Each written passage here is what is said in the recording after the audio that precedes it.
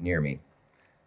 Mr. Baldwin, I'm sure you still meet the remark that what are the Negroes, why aren't they optimistic? And I apologize and preface this by the phrase "the Negroes" because it lumps together an awful lot of people. You and Floyd McKissick and Madam Clayton Powell and Hattie McDaniel and Jackie Robinson, and it's impossible, I suppose, to... But for want of a better phrase, if you'll allow me, they say, but it's getting so much better. There are Negro mayors. There's Negroes in all of sports. There are Negroes in politics. They're even accorded the ultimate accolade of being in television commercials now. I'm glad you're smiling.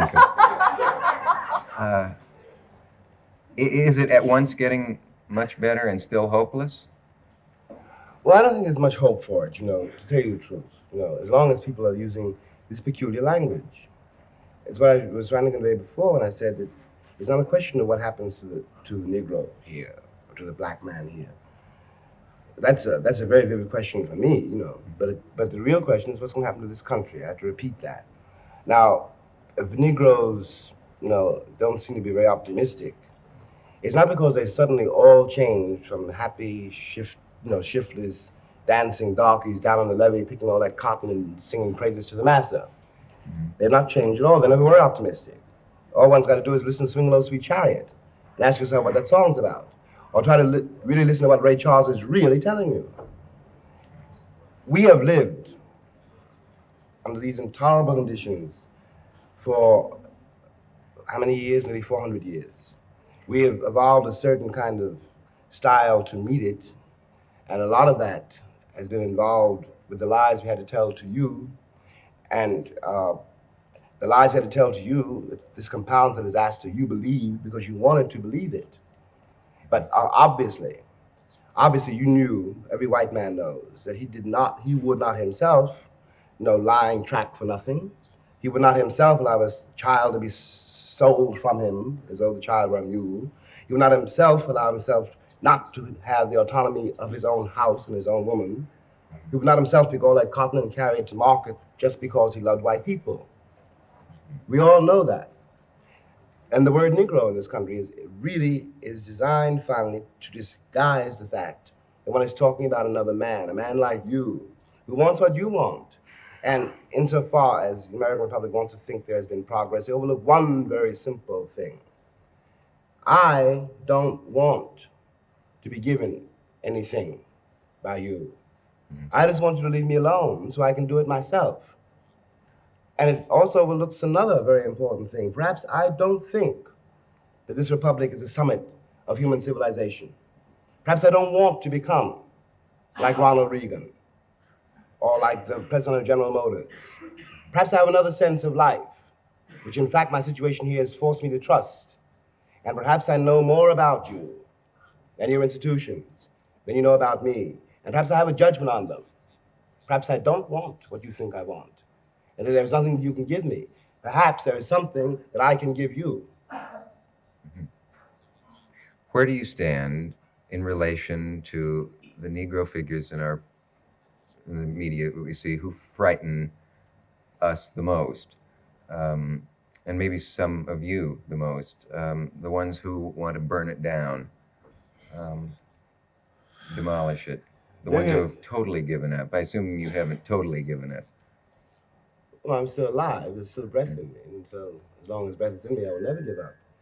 But if you think that Rap Brown, you're referring to Rap really, and Stokely, are something new, I refer you back to an old song.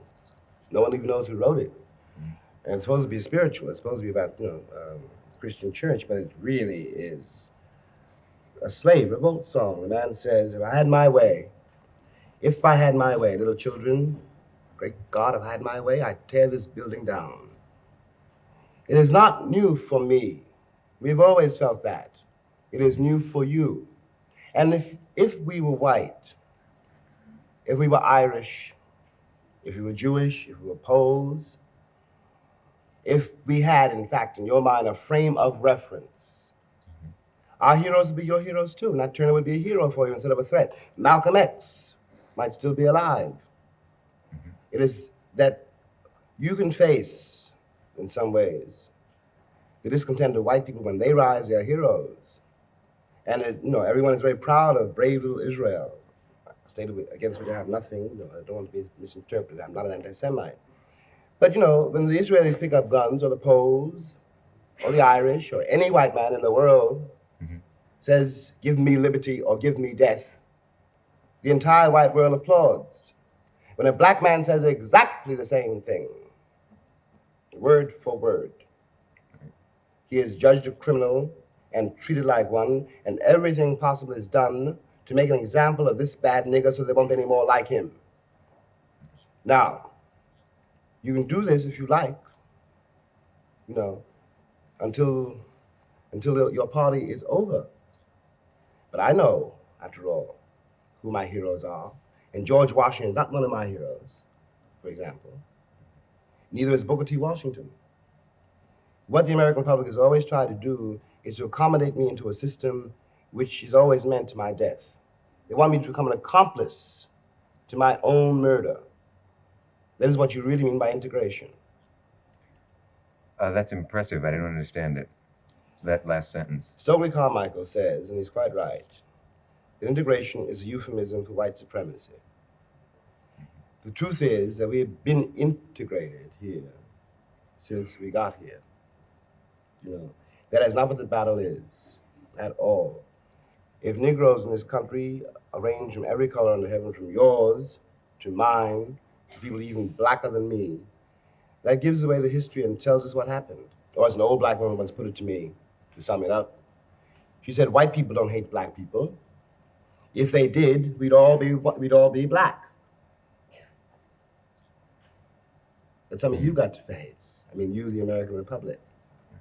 We are your brothers, and your disowned brothers and sons and sisters and daughters.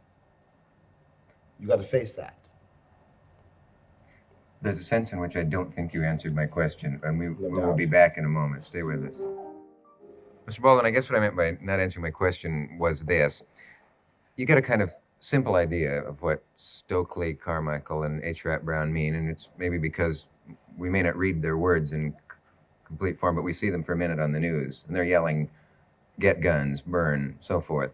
And all I was asking really was, are you more moderate than that in your present mood? And are they saying too much? Are they over-making a point? Well, the point that they're trying to make cannot be overstated. I'm much older than Rap, and I'm much older than Stokely. And to that extent, I can be called more moderate, I suppose. But on the other hand, the difficulty here is this. I can't, and Martin Luther King said this too in another way, I can't really ask a black boy younger than, let's say, 20 years old, all right? 17 years old, 25 years old. There are two things I can't ask him to do. I can't ask him to allow himself to live on the terms bequeathed him by the American white people of this country. I cannot ask him to allow the forces which rule this country to emasculate him. I cannot do that. I won't do that. I don't, on the other hand, will not either, counsel a generation, to go out into the streets to die.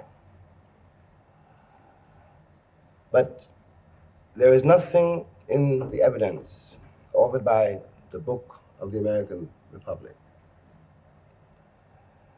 which allows me really to argue with the cat who says to me,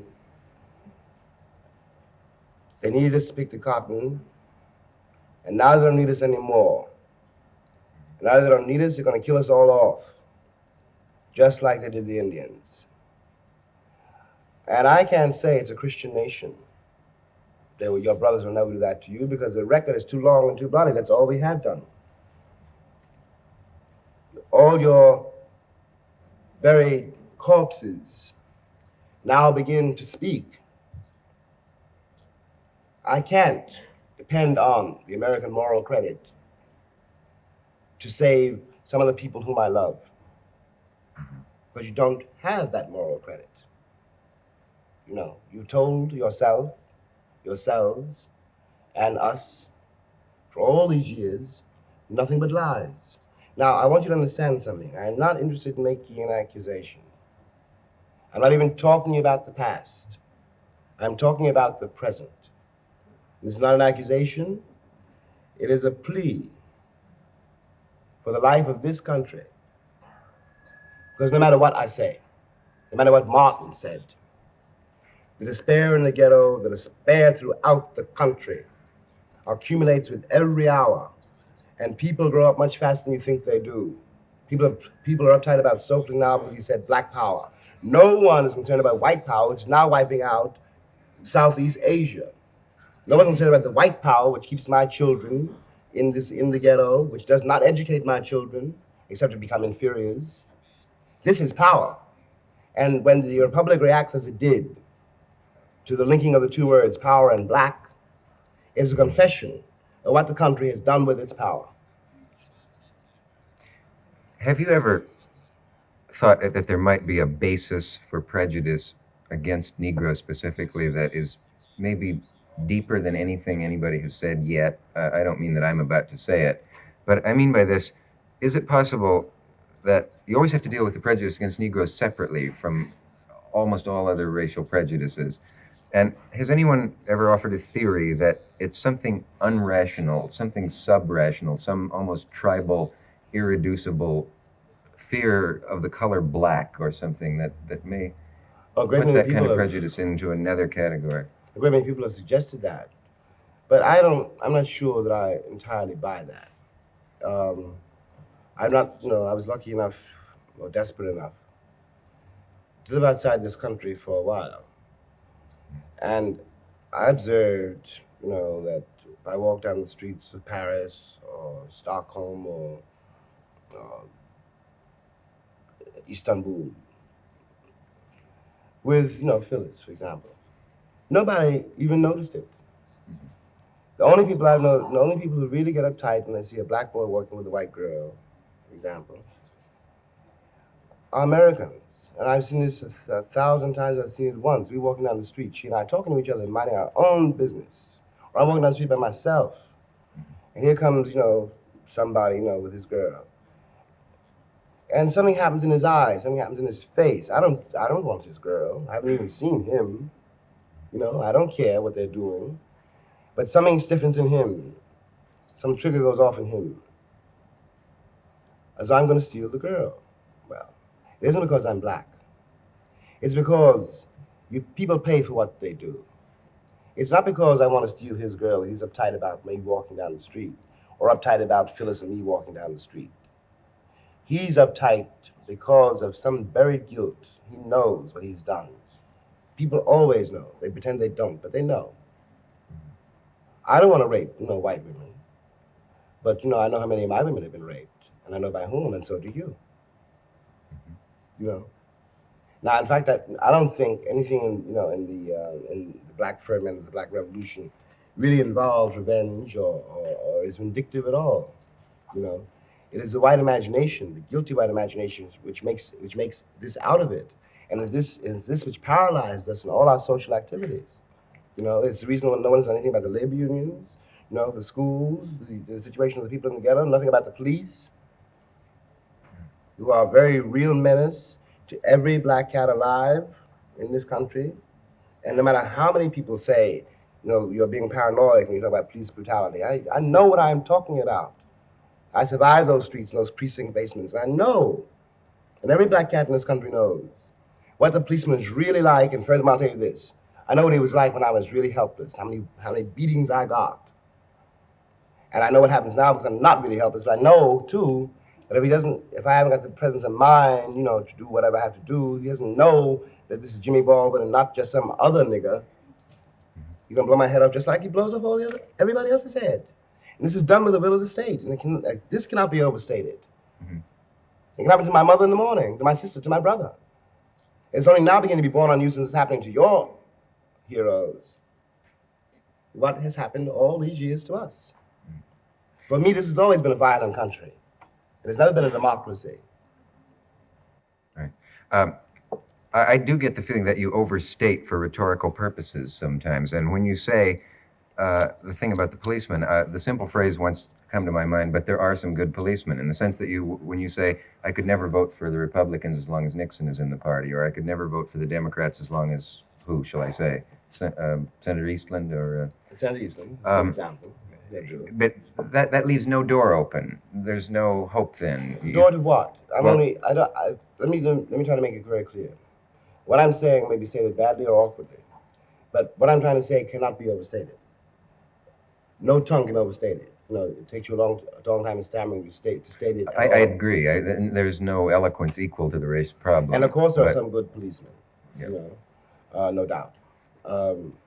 I just think you risk being misunderstood by people who would be, pardon the expression, sympathetic by what sounds like too broad a statement. But you must understand that part of what is happening here is a tremendous gap between my experience of life, I'm using myself as a black man, right?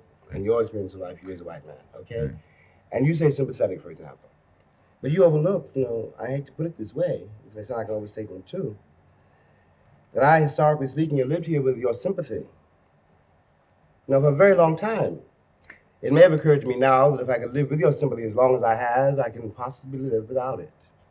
I mean, I want your sympathy anymore, maybe I can't afford it anymore. Mm-hmm. And I'm not talking about individual policemen, and no doubt Nixon loves his children. I'm talking about the structure for which these people work.